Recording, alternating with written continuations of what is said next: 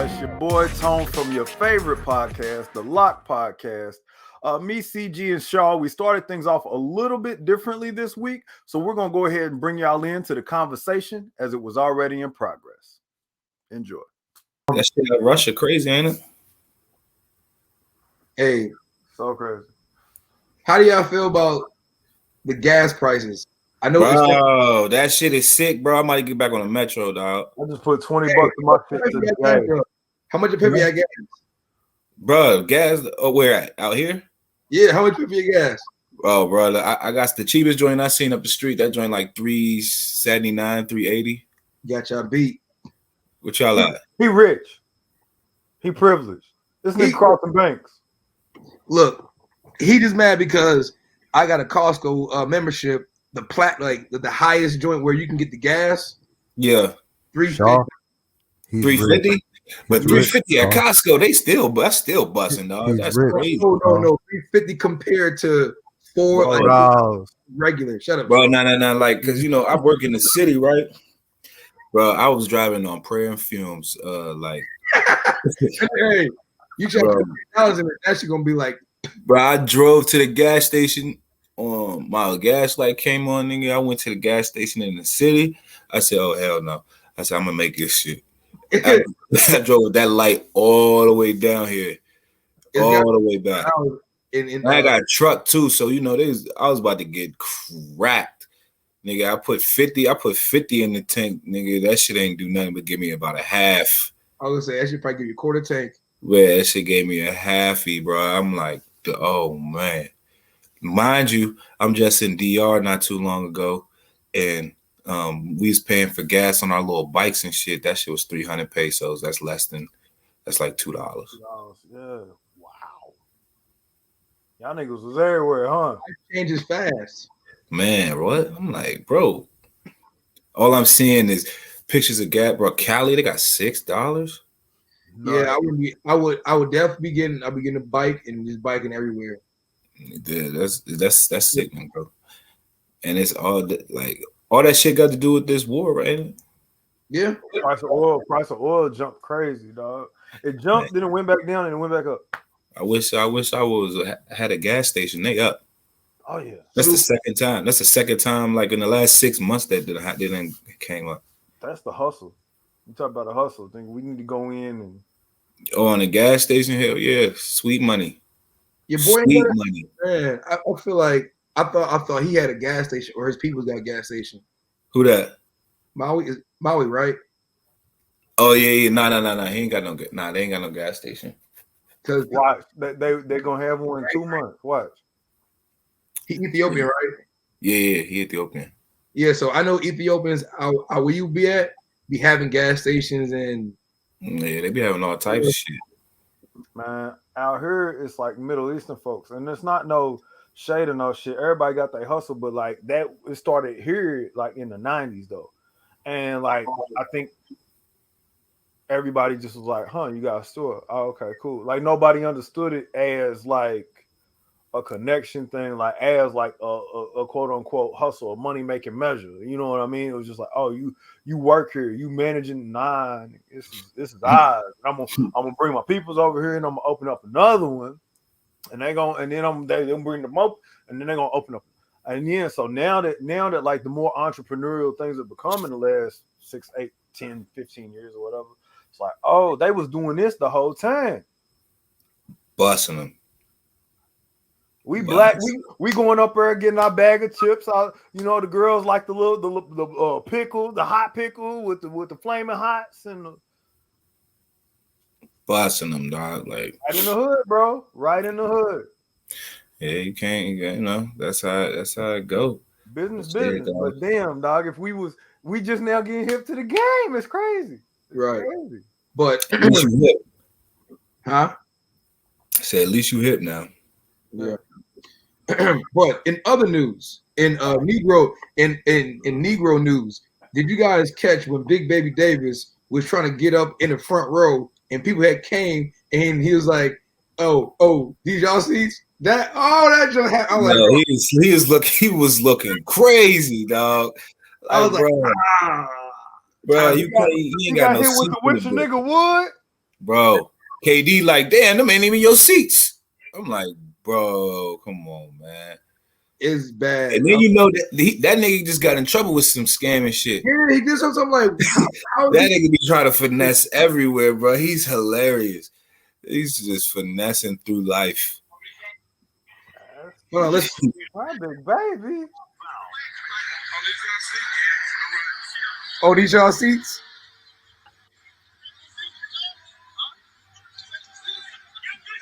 He said, "Ain't your seat, big dog?" KD is hilarious, bro. You get in where you fit in, and he fitting in what he just. That's hilarious. Dog, that was hilarious. You get in where you fit in, and he's gonna fit his big ass in them seats. That's for damn Nigga sure. fit his big ass in between two people. That nigga sat in the middle too. He didn't even sit on the aisle like in the middle of some niggas. Drinking the drinks and all. It was crazy. Get here, boy. Fuck is wrong with you? NCAA ain't suspending nobody. Lead no more. And I just, man, I really, when I saw that news, I really felt bad for a lot of people, man. You gotta do it like jail. You gotta let niggas out. You gotta. Yeah, like, man, that's fucked up, bro. Cause like a lot of people that got hemmed up. We gotta. Bro, people don't lost, bro. Cause you know the NCAA, you test positive in the NCAA. That's a year, whole year. So if you test positive when you a red shirt junior, that's senior year. You know, bro, you might as well pack it up, homie. Hope you turned your ankle before you piss dirty, bro. That's fucked up. But like with that, like I've been saying, like this past football season, like you ain't see nobody getting suspended for violation of team rules. Man, they need bodies to have the product on the field because the year before all the games was either off and on. We didn't know who was playing who half the time, if the games was even gonna go off. So like, and then how many teams do we see that didn't have enough bodies to play games? Like teams had to forfeit games because they didn't have this many eligible linemen or this many whoop-de-whoops. So it's kind of like, dog, we can't afford to like voluntarily cut ourselves short. Like, so we just gonna have to let some shit slide. Yeah, that's like. Nah, I feel like you got to do an NIL, man, because like it's about money. Like think about it. Yeah, that's that NIL. Like, bro, no, you're not about to suspend me and take away this bag for no weed, bro. Like, hell no. But like, you used to see it every single week, like at the bottom of ESPN, such and such suspended, violation of team rules. Like, nobody used to know what that means, but if you get suspended for violation of team rules, you got caught smoking, bro. And so like that's just so wild, bro. I feel so bad for like people that went through that. The political prisoners. Oh man. But I mean, I don't know. Maybe they had to lay down for others to stand up. That's why I'll say, like, I don't feel bad because, like you said, sometimes you gotta fall on your sword for the other guys that live. Hey, thing is, like, honestly, and I don't want to feel like that one person that's like against it, but I'm not. It's like rules are rules, and it's like we all have bent rules and broke rules, but it's like you gotta be man enough or woman enough to take the consequences, no matter, you know. Yeah. And I'm like, and look, man, you should know how to study for any test you take. Well, they talked to your boy Ricky Williams the other week. Oh yeah, and they said everybody know what day it is, and he said I just got there, and nobody told me, so I'm used to the old day that it used to be, and over here it's a different. So I'm just over here going off, and then I said, well, that makes sense, but you Ricky Williams, somebody would say, bruh. But but he referred to the shit in the league. So like the league is different. Like the league before you hear about a nigga in the league failing the test, he done felt like 10 of them. Like college, if you fail one, over with. And then you could get tested by the league and you could get tested by your individual school. Mhm. So like, man, that shit used to be so funny though when people used to get that text, bro. That shit used to be, you see, nigga, be April, about 85, 90 degrees, nigga outside with a hoodie, sweatpants, a beanie, and this nigga is running from West Green to South Green, laps up Jeff Hill, down Morton Hill, the whole day. You're like, damn, I got my boy. But man, you gotta do what you gotta make it do what it do, baby. Very sad but true. Yeah, it's funny now, but that shit, you ain't. Yeah, oh yeah. I mean, and then you think this is somebody's potential chance, livelihood, way out. Like this is, people looking at you like you don't know where this could take you, and you right up here, you right this, you right up here against it. You either gonna make it or you ain't. Line stepping, habitual line stepping. He's a habitual line that he just kept. Bro, man, this dog just. You slap it on your hoodie? Nah, he just think he little, but like damn, bro, like you can't see him. He right here. Clingy, like my last girlfriend. Jesus Christ. We've all been there. Shout out to her. No shout to her. No, damn, I'm mad. It must not have ended well. Rescind the shout out. Right, Chapo. This nigga like, get off my face. Oh shit. Come on. Give me a paw. You see, little? Come on. Give me a paw.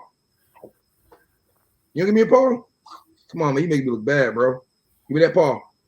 Yeah, you see that? You see that paw? Yeah. This nigga, he literally curled himself up in this pocket right here. Tripping. Bro, you smell like dog. Needy. No dogs was hurt in this whole exercise. The irony of it is his name is Chapo. You know what Chapo mean in Spanish? No. Shorty. Oh. Because El Chapo was like 5'6", 5'5", or something like that. Oh.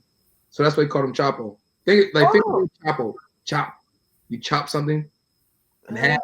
Chop him down. Yeah. Wow. Learn something new. Learn something new every day. Yeah. Then Coach K got his, man. I know he is hot. Coach K he got to come back for another year, man. I don't know if he can end like that. He done, bro. He out of there. He said he's had that chance.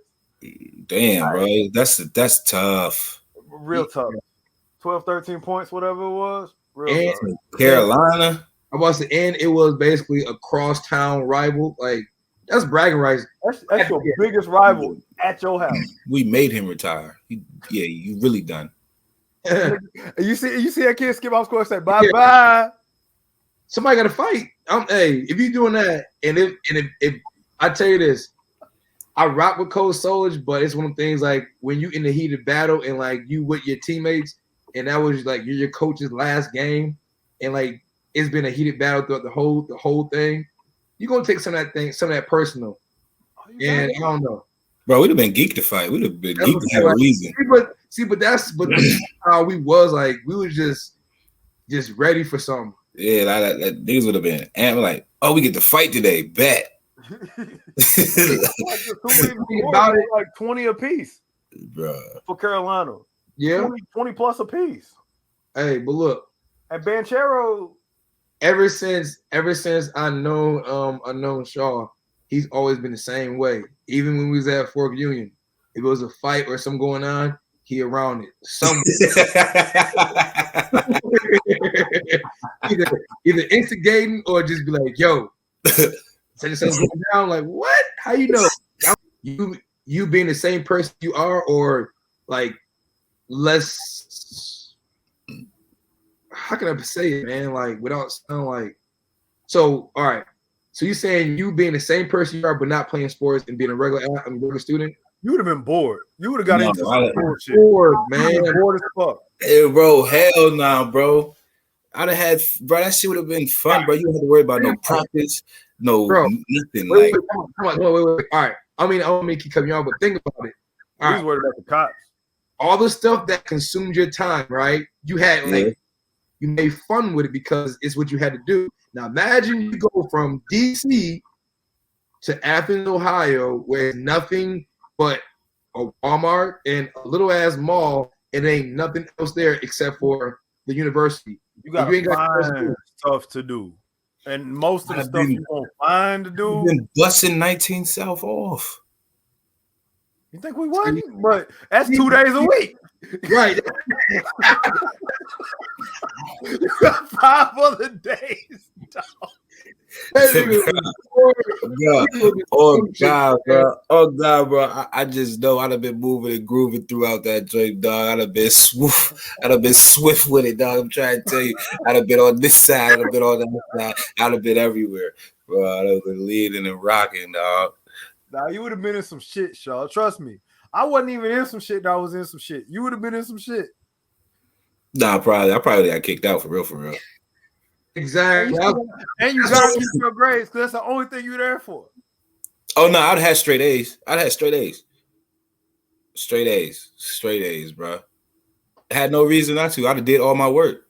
Only reason I didn't do work is because I just didn't feel like doing it. So when you get out of class and you walking home from class, right? And you walk into your crib, right? And you about to do this work because you know you gotta do it. You know you got a whole thing tomorrow, right? Mm-hmm. And your peoples is over here on Mill Street. Like, hey, Shaw, what you doing? Yeah, but the thing is, I could do that. In the afternoon, of course, you're gonna slide. Yeah, I could do that from 3 o'clock till 8 o'clock, and I still got from 8 until the next time I gotta go to class to do it. Like that's hella time. Over at 6:30, then you go to somebody else's house at 7. You still got your books with you and shit, but like now you farther from the crib. So like over being so negative, Shaw trying to be like, no, I can do it. No, you can't. You know, like, bro, like think about it. I told myself the same shit. Then look up like it's 9:30. You and more hard like. Thinking about all the shit you did last night instead of what you should have been doing. No, but I'm just saying though, like I'm saying though, like what's the difference? What's the difference between that? What's the difference between that, right? I got a class at 3 o'clock. No, I got a class at 1:45, 2 o'clock, and I'm on the way to practice, and I see it a homie on the way to practice. Bro. If you're not home by 7, the night will be on you by 9. The night may be done by 10 or 11, will still give you some time. But if you did everything right, you're not going home by yourself. So now you got some. So my work is getting done. The whole day, the whole Wednesday is just shot to shit now. Because of you stopped. You made one stop on the way home and went 6 different places after that. And now you just like, shout out to college. I wish I could go back and relive it. It was fun. I honestly would want to be a student athlete because I know if I had a bunch of free time, I'm gonna be trying to knock down a whole bunch of everything. And then on top of that, I'm not doing no schoolwork because think about it. You don't have no excuses. Like I like to have that I like to have one part of my brain knowing that I have to have a schedule set because of sports and I gotta do it because if not, and again, think about this too, like we went to Fort Union because not because, but we went there. So y'all was disciplined coming in. Everybody didn't have that. Look, awesome G shit though. When I got to college. When I got out of Fort Union, I had hospital corners on my bed. I had my shoes lined up. And it's like, what was you doing? Right. I'm like, and it was just so ingrained. Like I didn't want to do it, but it's just, I swear on everything, bro. Like I would catch myself making hospital corners. I'm like, why am I doing this? Yeah, facts. Nah, fact. That's a fact. Everything was neat and everything. I'm like, I had a Foot Locker my first year of college. You had the Foot Locker in your I had the Foot Locker. That's what you need to wear. For you, Tone, if you could do it all again, would you go to a HBCU or would you go to a predominantly white institution? And this is going to sound self-serving in a way, if the education is not a factor, right? Like the quality of the education, the brand name of the school, all that. Because that's the only reason I went to OU anyways. I got into the journalism program. Like I only applied to 2 schools, and they were both top 10 or 15 in journalism in the country. So like OU was the higher school. That's the only reason I went there. So if it's not about your prospects for future employment, if it's not about what are you going to study, if it's just going to college to say, yes, I'm going to college. Hell yeah, I'd have went to HBCU. Like I wasn't like the man at OU, like by any stretch. But I think amongst the people that we was kind of running with, I was one of like the guys at OU. I would think that would be fair to say in my 5 years there, because I was on the 5-year plan because I had a little too much fun. Hell yeah, to go to the HBCU, because you got to think HBCU is an even smaller campus than a PWI, and everybody there gets you, looks like you. They may not be where you from, but like blackness is the common denominator. So you're gonna find your clique, you're gonna find your squad, you're gonna find a group of people that you rock with, and if you can harness that and channel that into something that is either short-term productive for you while you're there, or long-term productive in terms of networking and meeting people and paying dividends once you're gone. I mean, fuck, I still talk to folks that I met from school when we was there. You know what I'm saying? So I would think smaller campus, fewer people, and more like me, more common backgrounds and similarities. Ah, man. What the NIL deal look like? That's all I gotta say. Hey, it's got. Hey, I'm with my people. Oh shit. If one thing is talking, hey, we're gonna give you like $100K, the other one is saying, hey, we can only give you room and board. That's my decision. I'm not going based off of. You going Jerry Maguire?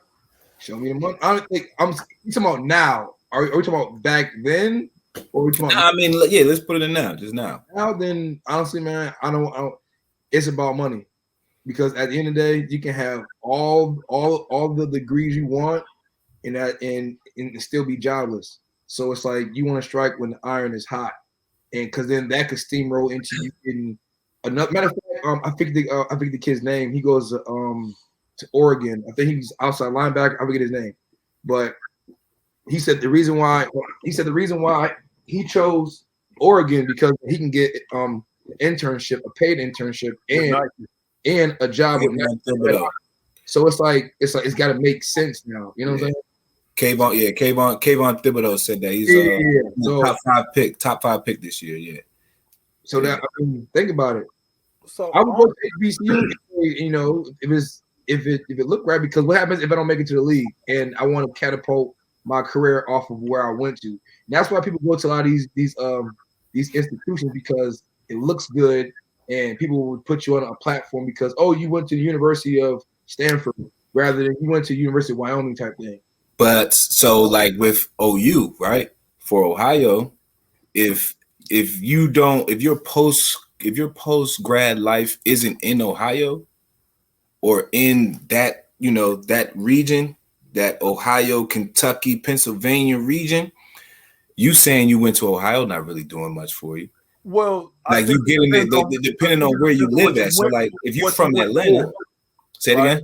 I feel like it depends on what you went for, because every school. Yeah, like I mean, outside of journalism, the best school is like engineering. UK has a dope ass pharmacy program. So like there's a lot of schools you could get a general ed degree and say you went there and travel like 3 states away and nobody would give a shit because you just went to school. So I think with OU, like you said, out of the region or off-brand program, you just kind of went to school to go to school, dog. Yeah, that's what I'm saying. So in terms of like employment to come or whatever, reputation. And that's what I'm saying. So like and then if your post grad life, so like if your post grad life, you go to, these areas that are more metropolitan than it is in the Midwest. So like you get to the DCs, the Atlantas, the New York, the Houstons and stuff like that.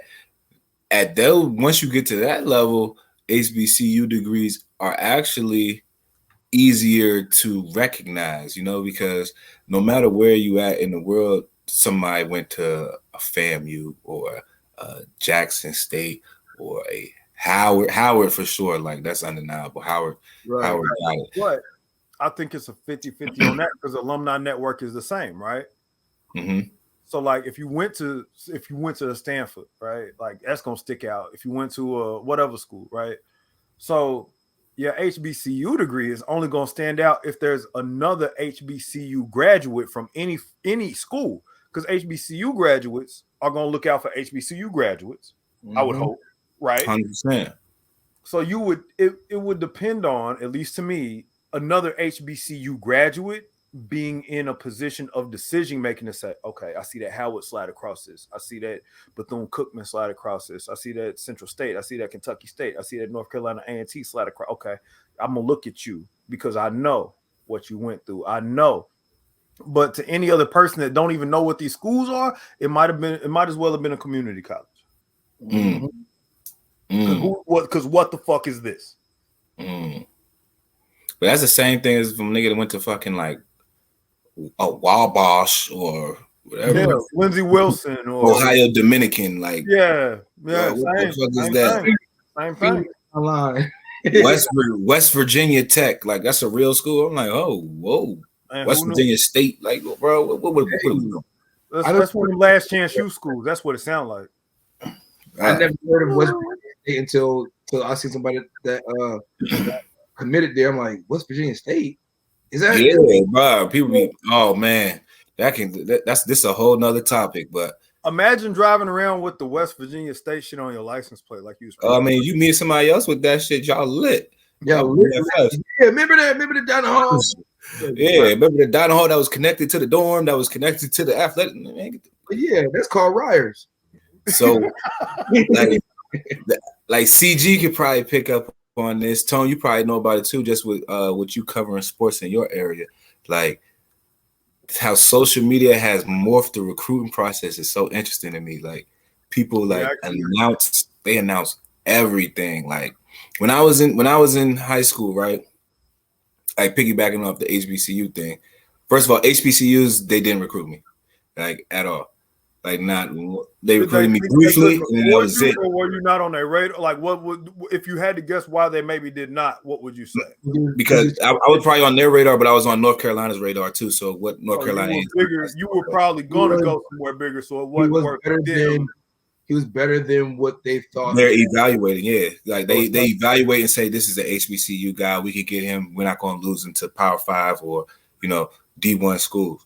Mm-hmm. But like piggybacking off that, like now with like social media and Twitter, like it's so crazy. Like I know CG sees a lot too because he got kids that he follows. Like kids announce every single offer that they get, and like that shit is so like that's corny. It sounds messy. It's like it's messy, but then like some of it is just like, bro, you don't got to announce that offer. But wait. When it's a D3 school and someone's saying that I got offered, yeah, you lying. D3 school don't give out scholarships, so I'll be seeing like, well, I would say from a marketability standpoint or perception standpoint, is that if I'm announcing like if like you said, if a Wabash or a Center College or a small school, a Mount Union, you know what I mean, something like that. It's different. I would announce Mount Union. They got a program though. They well known for what they do over. No shade. I announce Mount Union. I'm just saying in terms of the offer from a smaller school in general, smaller institution, right? Is there, as recruiters, right, in a recruiter's mind, and y'all know this better than I do, if I'm following the kid and I'm scouting the kid, because everybody got everybody's social handles now, right? If I see a kid announce this quote unquote bum ass school, to me, is that gonna say like, oh, so that's where it's saying that to me? If I'm a recruiter, it's to me, it's saying, oh, he ain't getting nothing else, so we could wait. Yeah, he's showing us he's happy about this. Yeah, so we can wait. At the same time, you gotta look at it too. Like kids post all that stuff because it's more about popularity. Like who's popping the most, and some other recruiters that I personally know, some of them is right on which what Shaw was saying. Like we'll wait because we see that the little rinky-dink offer. Okay, well he gonna need us when we need him, so we'll wait on that. But and then do you think can they potentially get you for cheaper? right? Like if they were thinking about offering you, but this is the offer you're celebrating, so now we can get you a P-Dub. So that too, because now if you show your hand, I mean, when you got guys that saying like I got offered by Wisconsin or I got offered by Miami, now those are schools that they're gonna push the needle right now. But if you saying I got offered by Shepherd or I got offered by University of Kentucky, Louisiana, Lafayette, or some shit that's you be like St. Mary's School for the Blind gave me a full ride. But I tell you this, but some scouts like to see that you're popping. It's just like anybody. You don't want to get with a girl that looks good, but don't nobody else find it attractive. Ain't nobody hollering. So it's like you want them to be attractive, but at the same time, it's like. But back when I was doing that, you also don't want to be a chick that's for everybody, right? Because maybe you don't fit in. I can still show y'all letters from when I was being recruited, and back then it's like you can't. It's not like I'm gonna like show everybody. It's just people know when they see coaches walking through the school or the newspaper will write something up. But now it's like I'm thankful that I got offered by this person. I'm like, damn, like yeah, dog. Like, yeah, see, like back in the day, I don't know if these kids getting letters like that no more, but like back in the day, like when you went to that mailbox or you went to the coach's office and you had that stack of letters and you went through that shit and you like, damn, like Alabama, Clemson, like all these, you like, okay. And then so that's how like niggas knew that you was like legit or like, yeah, you getting pulled out of class, like, yo, talk to me. Such and such down here want to talk to you. So you got to leave class real quick. But like now it just be so much. It's like it's a lot now, man. Like it's a lot, dog. But I just remember because like, even when Ohio, like when I started getting interest from Ohio, like I was like, who the fuck is this? Like what the calling me at 5:46 in the morning. But I was like when they came, like they came to the school to see me, and my coach like, yeah, Ohio wants to talk to you. He's like, you want? I was like, Ohio State. I was like, oh, State. He's like, nah, like Ohio University. I was like, who the hell is that? I said the same thing until they said Frank Soldier. I was like, oh, okay. Like I knew. Yeah, exactly. I knew I had heard of Coach Solich. Yeah, Nebraska. I heard of Nebraska. I heard Coach Solich from Nebraska. They did. Yeah, man. I was like, damn. I was like, Ohio. What the hell is that? So like, I don't know. No, yeah, that's nice. It's funny though. But like at the same time though, it is an accomplishment. Like if you play anything past high school, like oh yeah, absolutely. Like people can't talk down on where you played, especially if they ain't play football. But there are a lot of instances where it's just not worth it. Like, is it worth it to go to D3, D2 school and play? And if you get hurt, you're gonna have to come out of pocket to cover it.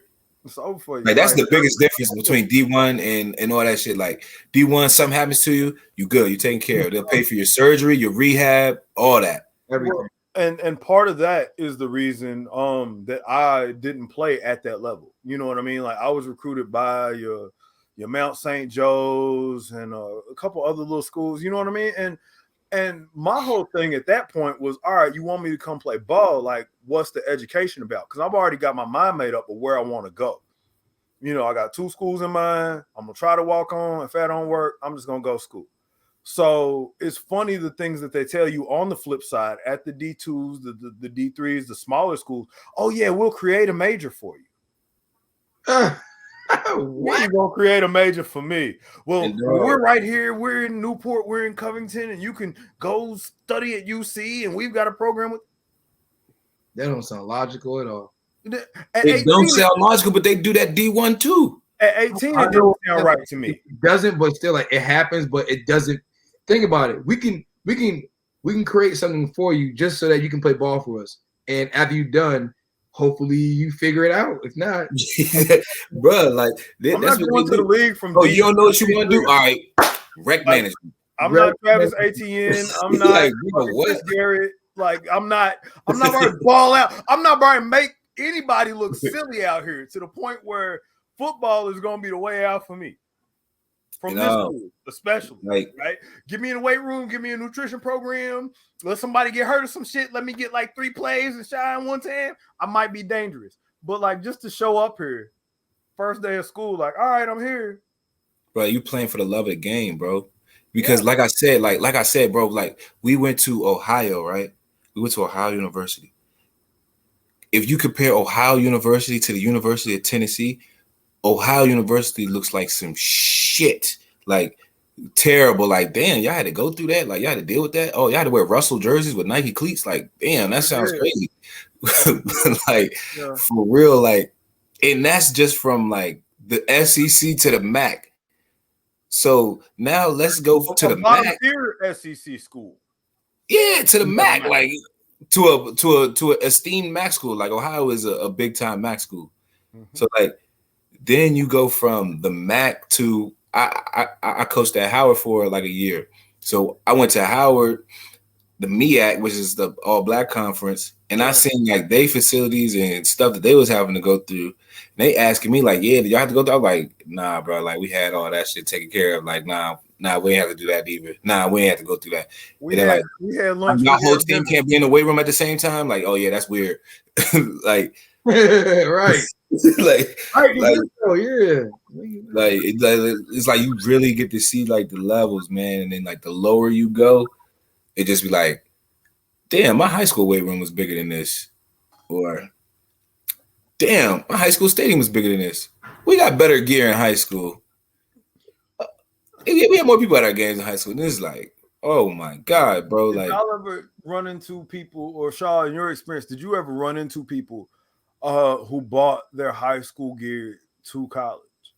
Yeah, I think everybody. Because like if you look at like in the NFL, right? I'm a nerd. I love equipment, right? So like Leonard Fournette and Devin White for the Bucks, they still wear their LSU shoulder pads like in the pro. Which is hard, by the way. I think that's so hard. That's so hard. You see that? You see that purple and gold up underneath her. You see that back plate or something like that's loyalty to the mug. But you also know like this is what got me there, right? Like there's a story about Tom Brady. Like he wore his shoulder pads from Michigan until they wouldn't play no more.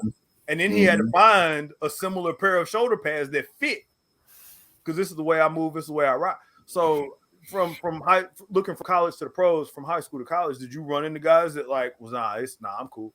I got not so much from high school to college, like not so much from high school to college.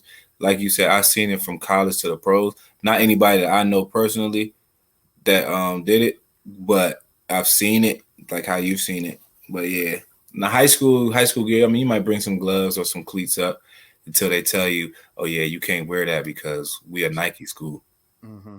Like that's when you start to realize, oh, this is real life business. Like they'll tell you take that off. Like take that monkey shit off. You embarrassing us. Nah, for real. Like halftime. Like yo, the equipment guy used to pull people to the side. Like, yo, you gotta take that off. Like, we got sponsors watching. Woo. Like, yeah, for real. That shit was even worse at the professional level. Yeah. Hey, I tell you this.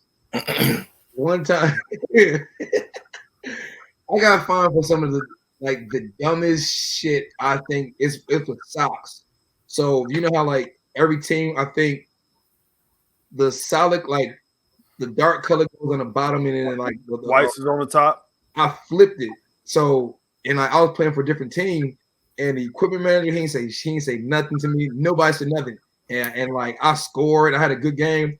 Nigga, I had a it was a $2,000 fine for my socks. For socks. Oh. I was like, really though? Like you ain't gonna say that? It's like, well, we thought you knew. We thought you were just. I'm like, you didn't read the employee handbook, man.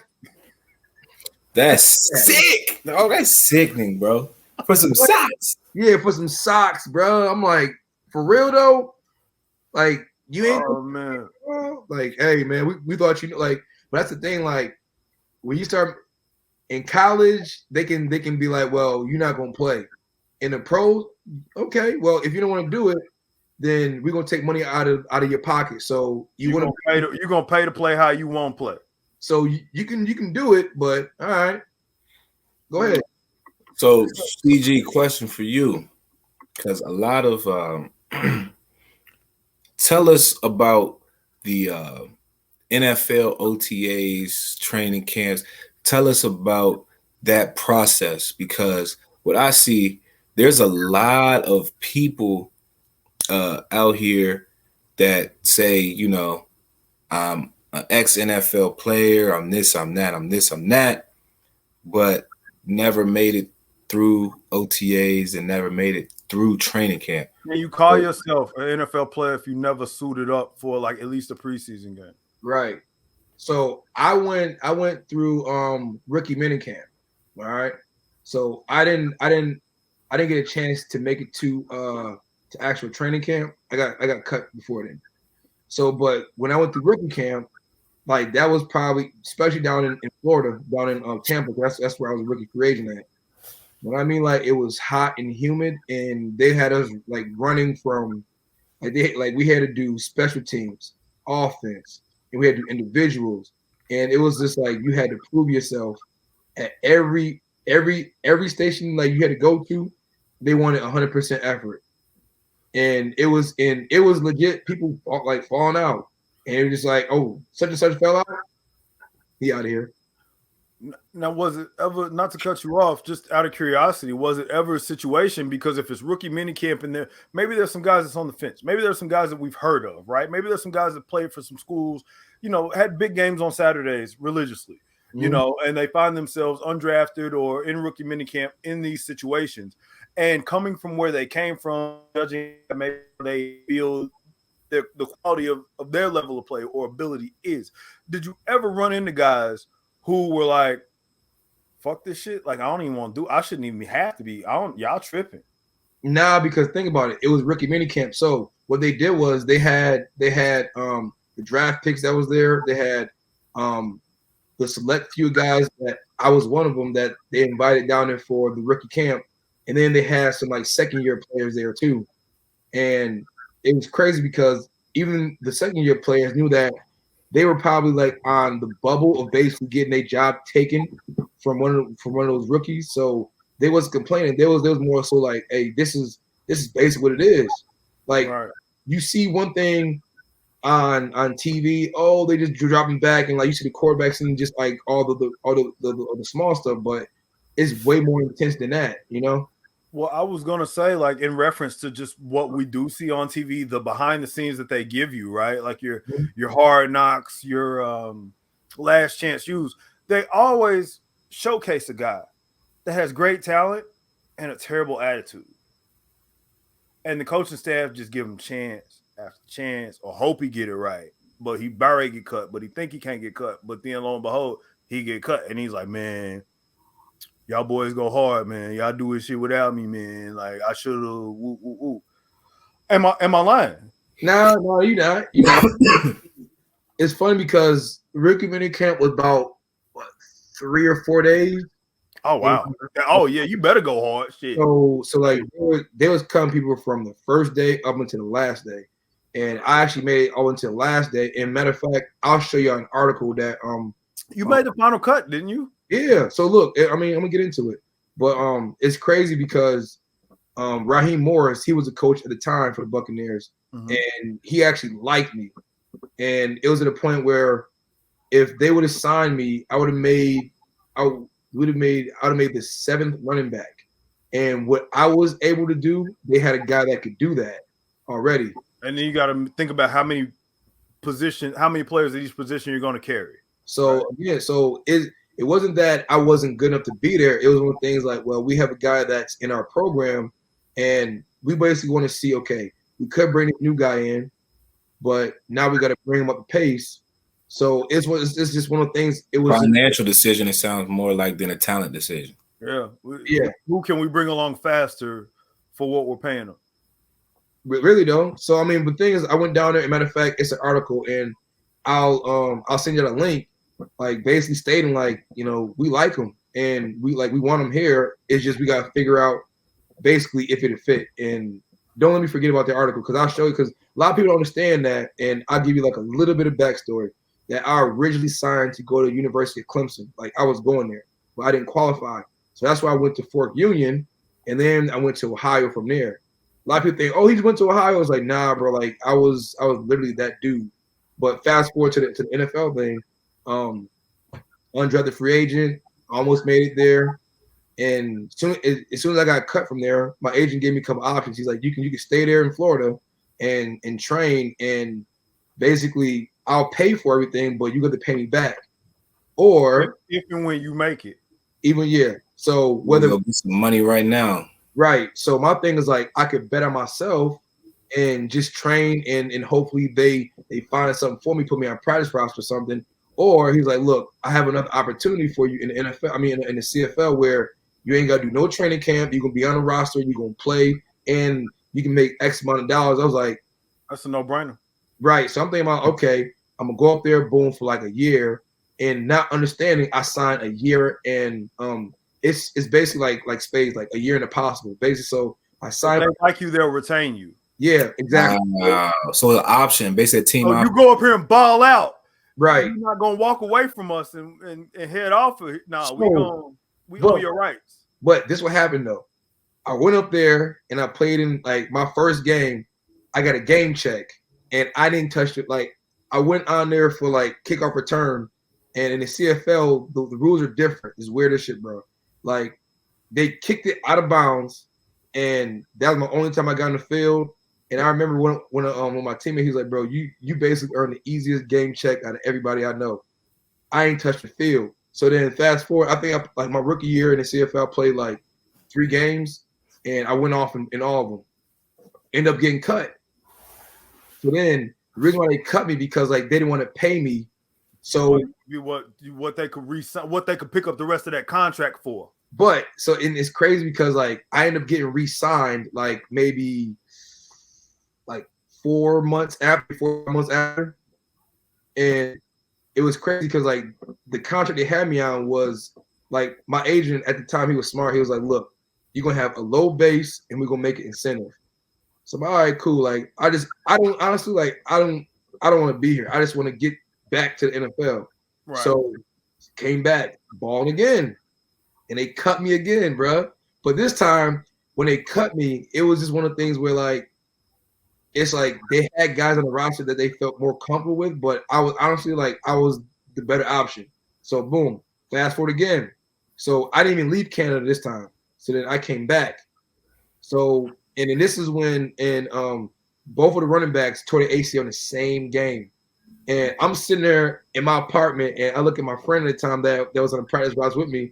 He was like, "Bro, like this shit is real. This is real." So then So the whole week of me getting prepared to be the starter, you know, newspapers is all this stuff. Like you understand, like it's how like we treat NFL players, that's how they treat the CFL players. Yeah. You got the narrative, you got the story of the day. He's getting pressed into action. He's an unproven guy now. He's had stints here. He's had success. Do you think you can do it? What do you think you bring to the team? Because you sound just like them dudes, bro. Hey, I'm like stories like this if I wrote. But me being me and being like 23, 24 years old, like I'm a little feel myself like, man, look, I can do this. Like, and then my first game, I had like 80-some yards rushing, touchdown, and we won. And then from that game on, I averaged over 100 yards. Hey, your shit was really like the 2K my player. You can say that, yeah. Bro, I remember we used to watch that shit in the dorms, bro. This nigga, he had one run. It might have been before Marshawn did it, actually. Yeah, the whole month. He definitely did it before Marshawn. Yeah. I just remember everybody in that joint watching it, bro. We was kirking. We was like, oh, this nigga is kirking out right now, bro. Like, yeah, I'll never forget that shit. I was like, I was like, damn, I was like, oh shit, that's CZ. Hold my dick. I was like, oh, he's wilding. Like, oh, he's wilding. To win the game? To win the game. Walk off. Bro, wilding. We like, yo, this nigga is crazy. Yeah, that shit was lit. And threw the ball in the stands, nigga. The coach, he was hot. He was like, and like this is stuff that people don't see. Like everybody going crazy. And the coach, he the one that fired me twice. Like, I don't think he liked me. But it didn't matter. That was my next question for you. Did you feel resentment about that shit, about that situation? Bro, I felt, bro, like he after I did that, came out to the sideline, everybody congratulated me. He was like, excuse my French, but he's like, can you act like a fucking professional for once? And I showed that off. I'm like, nigga, I just got here. But remember, like, I tell you that for you. What you mean? But and it's like, and I don't want to say this, but if it wasn't for me, like we would never made it to the Grey Cup. And I promise you on that, because in the CFL, like you have to have a running game, even though it's a passing league. Right. Like, bro, the field dimensions, the way the rules are structured, it kind of necessitates the running game. And when I tell you, like when it's hard to have 100 yards rushing in the CFL, but it's hard. So that means like you have to get off. Like if not, like you gotta break at least 2 to crack 100. So when I'm like I was out there, like just remember like when I came back to the season, it was like halfway in. So everybody was kind of like worn out, and I was fresh, like, and I was out there running angry, and I was just running through cats and just juking. Like I was like, man, I deserve to be at that next level. I'm not supposed to be here. And like that was my mindset. And that's why I would treat y'all like kids. Really though. And it's like I played angry because I was like, man, fuck bro, this shit. Really though, what? I'm gonna go out there and thug out, and people's like, I respect you for that. And it's like I still got respect from teammates, opponents, because they know like I didn't, for one, I ain't back down from nobody. And on top of that, it's like when you need a big play, it's like who you think they're gonna call on? And it's like give it to 2. At that time it was 19. 19. Or 19. I was like, what the fuck? You mean you got 19? Hey, look, the reason why I got that number, you got to realize when I came back, all those numbers was taken. So it was either 19 or like 47 or like 89 or some shit. Yeah, I would have went with 19. Yeah, it's nasty. Oh yeah. Hey, so I was like, hey, Highway 19, I'm about to run this bitch, bro. And you ain't even got the jersey swap money. So hey. Hey, bro, you want some of that jersey? Like, nah, bro. I got to get money to get back to the crib. So we deviated from the usual just a little bit, but we had fun doing it. We had fun talking about it, and Lord knows we hope you can take something from it, and do better than maybe we did from time to time. But please be better than me. Don't be like me. Nah, be like me. I want you to. Yeah, be like him. Don't be like me. You can you can roll the dice on me. It might work, it might not. I don't know. Shit ain't gonna work for you like it worked for me, dog. Probably not. Probably not. Look, I like a little entertainment, so if you want to try to do it my way, I want to see that. Like, yeah. Yeah, go ahead. Try that hole, folks. But anyway, man, we are having a good time. We are glad y'all hung in there with us and watched the stories we had to tell. Hopefully they land for you and make you a better person at the end of the day.